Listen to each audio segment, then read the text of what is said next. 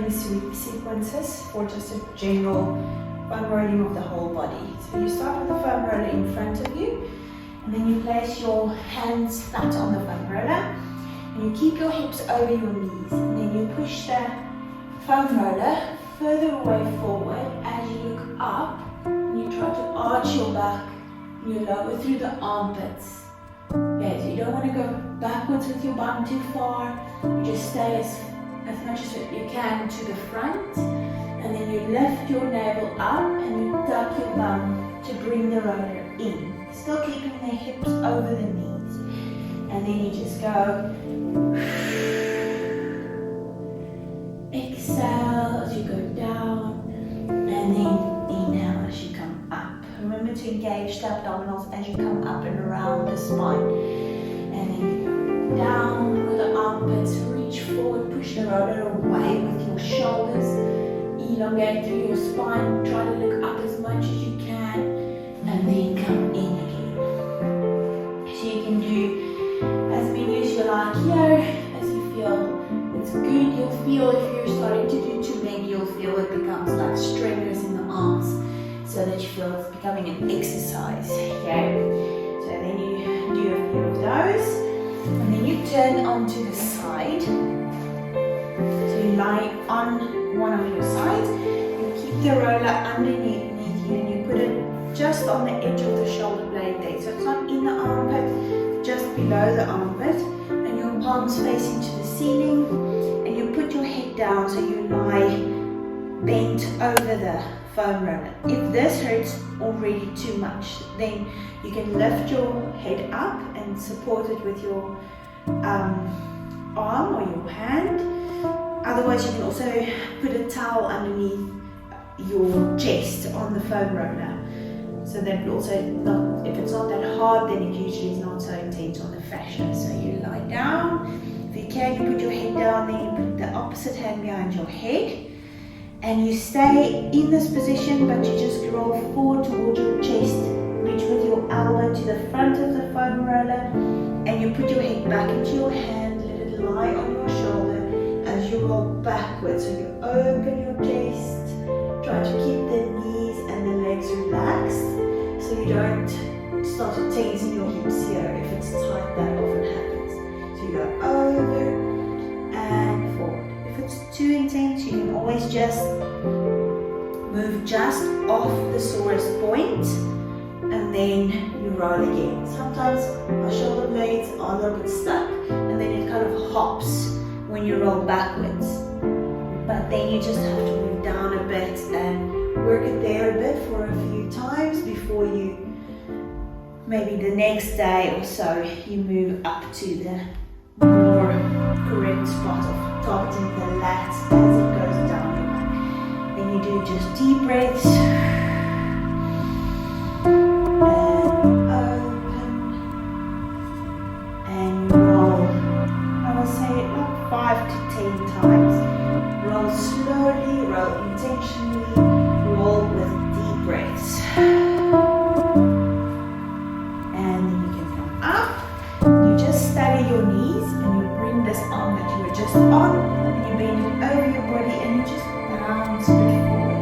Just slide forward towards your knees, and just bend into that side. Then you roll onto the other side. So I just switch my legs around.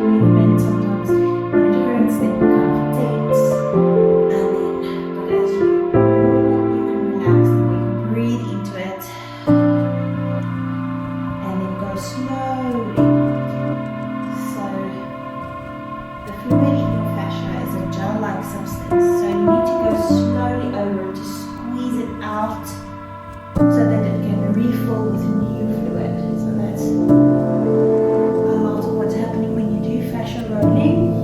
Your fascia is like a sponge and it absorbs fluid, blood. When you roll, you're squeezing out the old fluid and then it fills up with new fluid so that it can be resilient, less rigid. And then you just do a few on this side. Nice. Then you can just come up. We do the same thing. We stagger the knees, we lift the arm, and we bounce forward. Then you are going to lift this bum onto the roller. So you only have your one bum on the roller. So if you have your right bum on the roller, you'll have your right ankle on the knee. You can put your hand flat that side and you roll from your sitting bone all the way up to where your hip or your pelvis stops. So usually it's where your tights stops, and then you go all the way back to the sitting bone again. This can be a bit strenuous on the wrist and the arm, so take breaks or vary them with some of the other ones to just give your wrist a break. Then you roll and you come up. You can move a little bit more to the center, like more facing the ceiling, to get the bum muscles that's close to your coccyx. And then you go up and down there. And also don't forget to go all the way to the front. So you turn all the way to the side. There's a very stubborn bum muscle there. Piriformis, medius, and right tender. Then you rock 5 to 10 times like this. Again, roll slowly and breathe. And then you straighten the bottom leg. You go down onto your elbow and you put the top foot. So if it's the right leg at the bottom, you have the left foot flat in front of you to regulate your movement and the pressure. I like to lift my hips and start lower towards my knee so that I have space to roll down. Here as well, go more to the front of your thigh, and then you go down, you go more to the back of your thigh, to the hamstrings area. Get them pull everything up at the back, down at the front, vary it. This one sometimes gets my neck, so I just do a few of them. And you can also go all the way into the side. So you go down over that hip bone into the side to get that fascia that connects your trunk with your middle. Okay, legs with your trunk, really. Okay, and then you can just swing the legs over to the other side and you start with the other bum. Okay, so you're on the left, then you place your left ankle on the right knee and you roll over the bum and up again. Over the bum.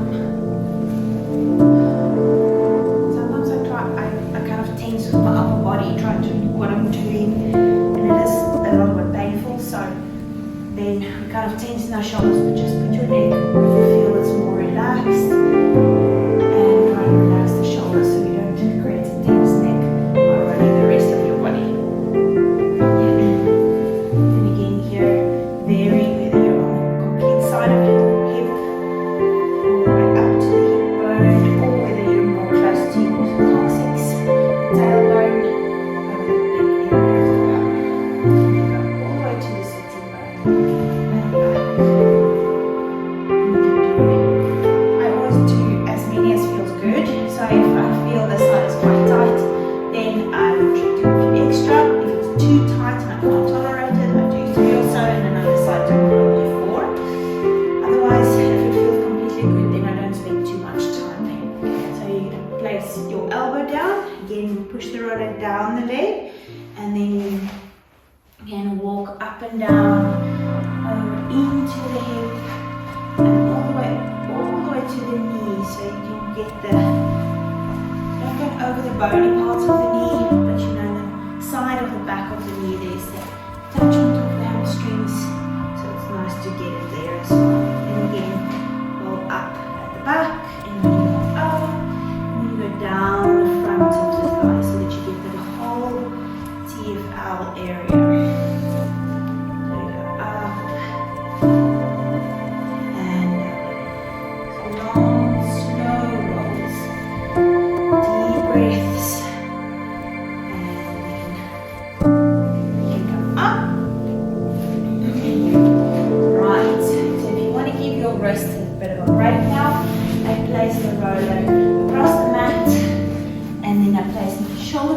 on the roller.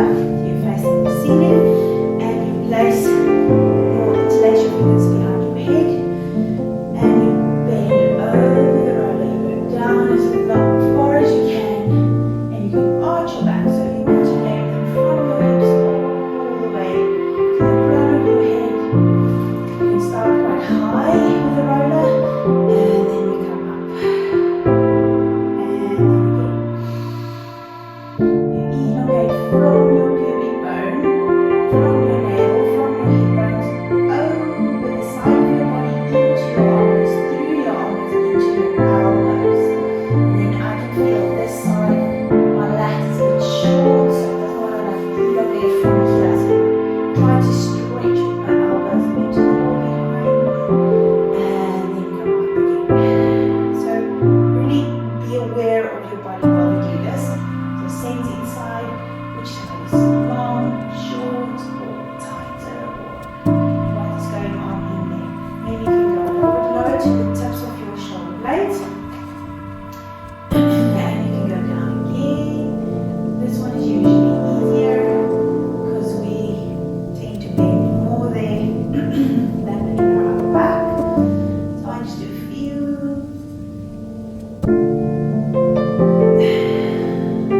Nice deep breaths.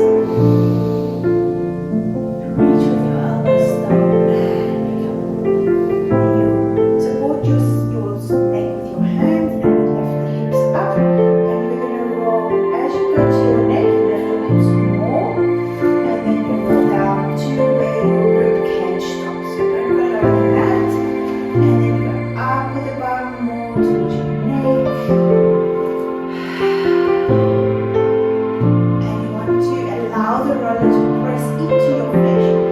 So you don't want to tense up and roll with a very rigid tight back. You want to kind of mount. Okay, so keep your shoulders and your back muscles as relaxed as possible. And we roll just to the end of the rib cage and place it down. Okay, again, if it feels completely uncomfortable for you to roll over your spine like that with your bum in the air, then you start, you just do these ones with the hips on the floor until it is looser, and you slowly start to just roll a little bit and a little bit down and put the hips down every time. Okay, so it is quite intense when the hips are up, so you can decide what feels safe to you. Okay, then you can come up. We're going to go back to the legs a little bit again. So you turn towards the mat, you place your foam roller up to the side of your mat. Then you lie on your tummy, so make sure your hips are pointing down, and then you lift this knee up. Okay, so make sure that the opposite hip, the long leg, does not turn in towards the roller, but that you turn it out and you're facing the floor with your pelvis. Okay, keep this leg 90 degrees up and let this foot relax on the floor there. Okay, so you're going to support yourself with your elbows and then you roll out to the side and back in. This can be quite sore on the inside of the leg. It's a very good one to do. Go all the way onto the knee there and you go up as high towards your groin as you can. You have to move your elbows forward to the side, that's also fine. And then walk back again. Okay, and again breathe. And go slow and back. Okay, so then when you've done a couple of 5 or so of those ones, try to get to 10, but that can be quite sensitive. Then you keep your knee on the roller and you just turn your foot up, heel up first, like an Allen key, like you're just rotating in the hip. You find a spot where you feel you've hit the sweet spot, you will know. And then you roll up the foot. You can also lie flat down at this stage if the shoulders are getting a bit tired. And you roll it. Nice. And then you do the same thing on the other side. So I like to lie close to the edge of the mat so that I don't have to roll up and down my mat. But if you have a thin mat, then it doesn't matter. So you turn down to the mat and place the knee there. Okay.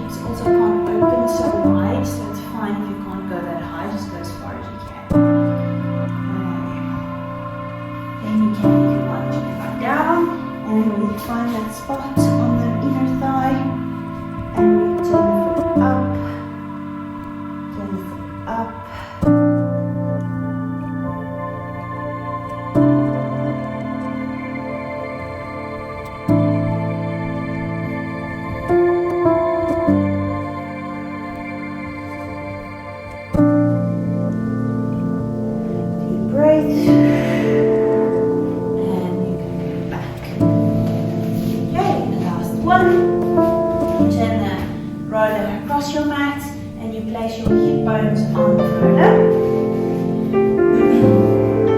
Okay, so you can let it stick out more to the one side. You place your hips down, and if the long side is on the left, then you bring your left knee up. Okay, so you're on the inside of the shin bone here, and on the hip flexor on the opposite side. And then you're gonna roll yourself, pull yourself forward, and you press down a little bit on the bent knee, on the bent leg, on the roller there, and then you feel it over the thigh on the opposite side. You can relax your leg if you want to. It tends to be more tender then. And then you can go all the way up over your hip bone, almost into your belly there, and then up again. And you'll feel it on the inside of the shin. Nice. And then we do the same on the other side. So again, you can do more, you can do less. So you place your hips down, you have the other knee up towards the roller, and you roll up the leg. And I like to go over the hip bone into my tummy area. Feel that area where the hip flexors joins my trunk fascia. It can get quite tight there. And then you reach there.